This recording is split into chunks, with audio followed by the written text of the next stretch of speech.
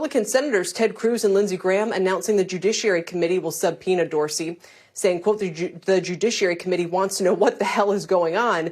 And these companies, quote, don't get to censor political speech. Joining us now with more is Texas Senator Ted Cruz. Senator, it's great to have you. Welcome. Thank you for having me. It's great to join you.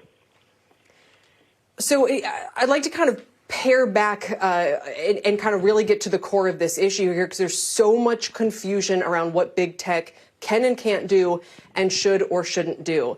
The essence of the issue comes down to whether these are platform companies or publishers, right? If they're platform companies, they basically have to be an open forum. And they get Section 230 protections for that. If they're publishers, which intervening in political speech looks like being a publisher, then they don't get those protections. Is that a good way to kind of look at this issue? And what happens now, do you think? Well, I think that is a good way to frame it. And Section 230 is a special immunity from liability that Congress passed decades ago, really at the start of the Internet, to try to encourage the growth of the Internet. At the time, it was a fledgling and nascent industry. Now these are the corporate behemoths across the globe. It's a very different dynamic.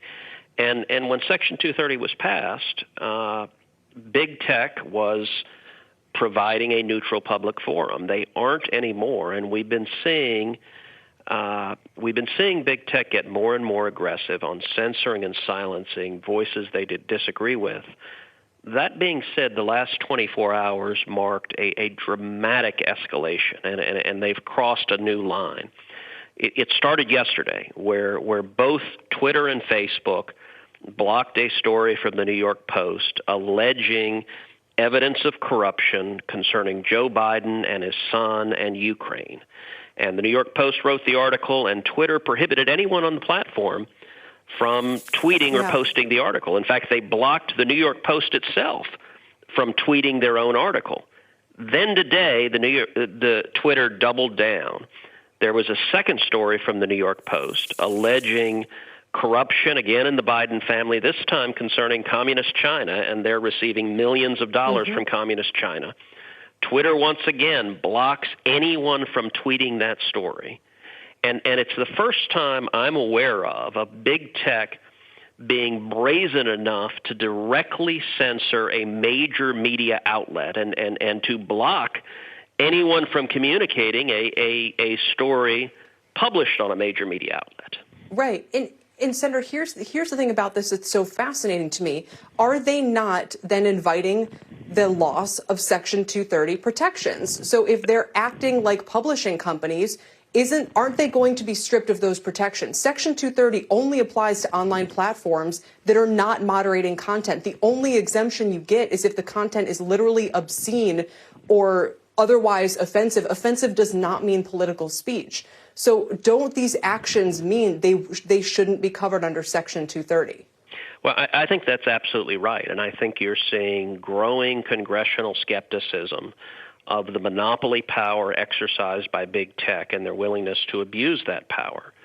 And so this afternoon I announced, along with Judiciary Committee Chairman Lindsey Graham, we together announced that on Tuesday the Judiciary Committee will vote to subpoena Jack Dorsey, the CEO of Twitter, to testify before us next Friday and explain why Twitter is engaged in active election interference, that they are actively trying to suppress major media coverage. Look, the New York Post has the fourth largest circulation of any newspaper in America, and Twitter is preventing anyone from posting now two stories putting forth evidence of corruption of Joe Biden. And by the way, if anyone disputes the evidence, that's actually what free speech is all about.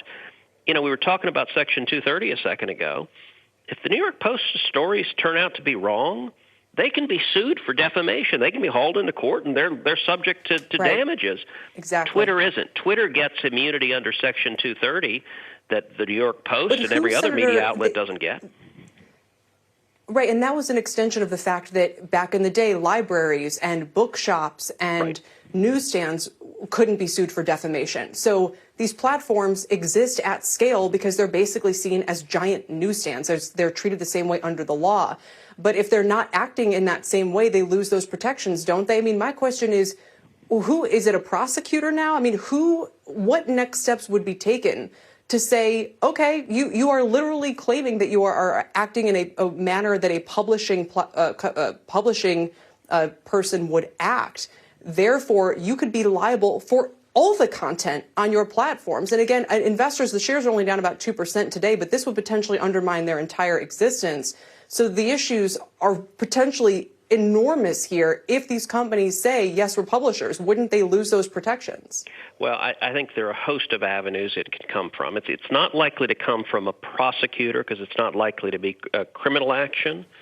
But it is likely to come from, number one, trial lawyers suing them for content, for decisions they're making that are biased and unfair. And I expect trial lawyers will be making the argument that they've abandoned the protections of Section 230. But number two, from the Department of Justice and the Federal Trade Commission. And I have spoken repeatedly with the Attorney General, the Deputy Attorney General, the Assistant Attorney General for Antitrust, the Chairman of the FTC, the President of the United States, the Vice President, all about directing the enforcement authority of the administration to go after big tech and stop them from abusing their monopoly power. And they are monopolies under the antitrust laws. They are abusing their monopoly power, and they are doing it to censor views they happen to disagree with, to silence those they happen to disagree with, and now, just 19 days out from an election, to deliberately and blatantly interfere in the election. Senator Cruz, it's Dominic Chu. I want to bring back something that you mentioned early on in the interview, and that is the Chinese Communist Party.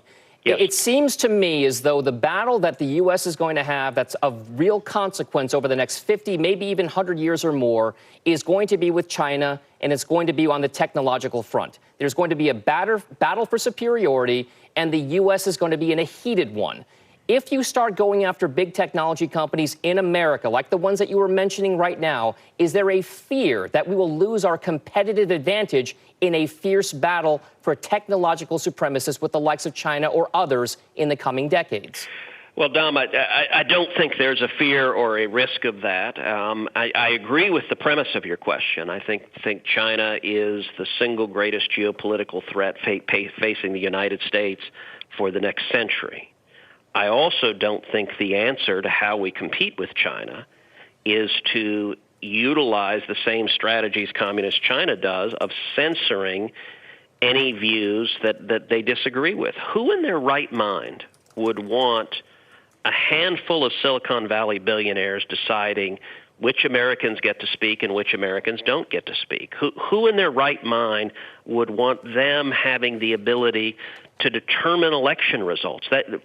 We've seen, look, there's always been biased media reporting. That's nothing new. From the first reporter who carved words onto a stone tablet, there were all sorts of biases. What's different is the concentration of power in big tech exceeds anything seen in the history of humanity, that they have a monopoly power.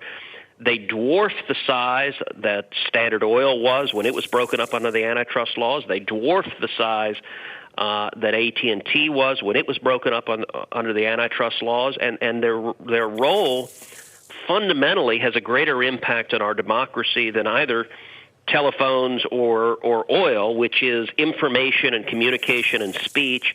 And they're now blatantly censoring the media. That is a very dangerous thing if we want to continue to have free elections in this country. Senator, I wonder if all of this back and forth, and we've seen this with Congress in the past couple of weeks, this whole back and forth about how to regulate them and are they monopolies and this and that. I mean, if these platforms lose Section 230 protections, that would effectively shut them down, wouldn't it? Well, I don't think it would. I mean, at this point, these are massive monopolies with enormous financial resources. I think what it would do is change some of their conduct. And frankly, for years, they did behave as neutral public fora. They know how to do so. I have chaired a series of hearings in the Senate on big tech censorship, and there was one document in particular that we discussed at length. It's a document that Google prepared, and it's entitled The Good Censor. And this was an internal Google document. It's about a 50-page PowerPoint that they developed. Mm-hmm. And they described how the old view of the Internet was, and this is in their words, laissez-faire free speech, and how big tech had moved instead to what they called European-style censorship. And the four companies they identified were Google, YouTube, which is owned by Google, Facebook, and Twitter. And instead of free speech, they now are engaging in European-style censorship. I think the objective of policymakers, of Congress, and of the executive should be to get big tech to return to being a fair public forum where people are allowed to have free speech and engage with each other instead of giving them star chamber power to silence anyone they disagree with. I mean, they would seem to me to have a pretty clear choice to make. They say either we're going to act as a platform with no moderation, or we act as a publishing company and we're liable for all the content. We'll be fascinated to see what comes of these hearings and what additional steps are taken. Senator Ted Cruz, thank you so much for your time today. Thank you. Appreciate it.